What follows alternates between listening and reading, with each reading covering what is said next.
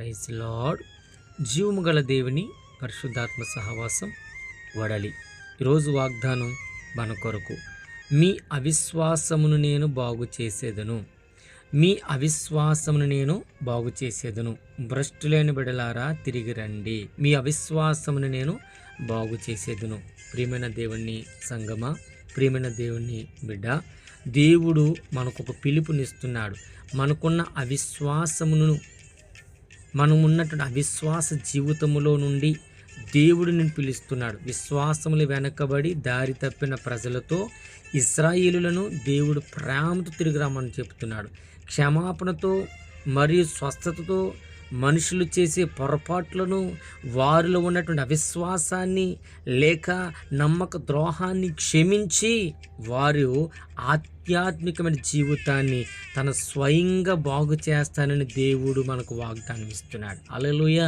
ఈరోజు నీ విశ్వాసం దేని బట్టి పోగొట్టుకున్నావో, నీ విశ్వాసం దేని బట్టి విడిచిపెట్టావో, అవిశ్వాసమైన జీవితంలో ఎందుకు బ్రతుకుతున్నావో దేవుడు మాట్లాడుతున్నాడు. నిన్ను బాగు చేస్తాను. Praise lord. పశ్చాత్తాపానికి పిలిపేయమంటున్నాడంటే స్పందిస్తూ ప్రజలు, మా దేవుడిని యెహోవా మీ యొద్దకు మేము వచ్చుచున్నాము. ఏమన్నాను ప్రజలుగా మనమందరము? దేవా నీ యొద్దకు మేము వచ్చుచున్నాము, మమ్మల్ని బాగుపరచగలిగే దేవుడు నీవని చెప్పాలి. ఇది దేవుని యొక్క అపారమైన ప్రేమను, ఆయన ఇచ్చేటటువంటి పునరుద్ధానమైనటువంటి సూచన, గొప్ప వాగ్దానాన్ని మనం గుర్తించేవారుగా ఉండాలి. హల్లెలూయా. ప్రియమైన దేవుని బిడ్డలారా, ఈ వాక్కును బట్టి దేవుని స్తుతించండి, ప్రభుని ఘనపరచండి. ఆయన మన ఏ స్థితిలో ఉన్నా, ఎలాగన ఉన్నా, ఎంతగా నువ్వు పాడైపోయినా బాగు చేయగలిగేది యేసు యొక్క రక్తము. ఆమేన్. యేసు యొక్క రక్తము.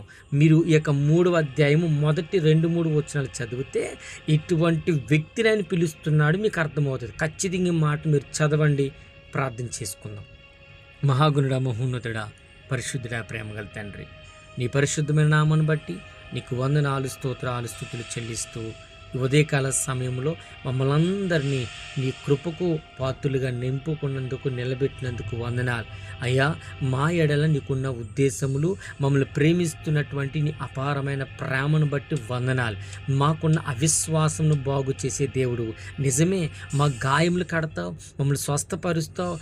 వాటన్నిటితో పాటుగా మా విశ్వాసమును, మా అవిశ్వాసమును కూడా బలపరిచే దేవుడువు, దృఢపరిచే దేవుడువు.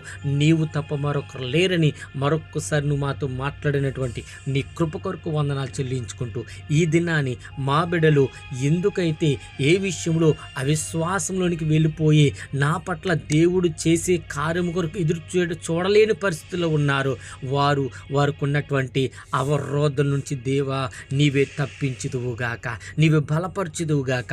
అటు దీవెన ఆశీర్వాదాన్ని వారికి మీరు కుమ్మరింప చేయుదురుగాక. హల్లెలూయా. Praise lord. దేవుడు మిమ్మల్ని అందరూ బహుగా దీవించునుగాక. ఆమేన్, ఆమేన్, ఆమేన్.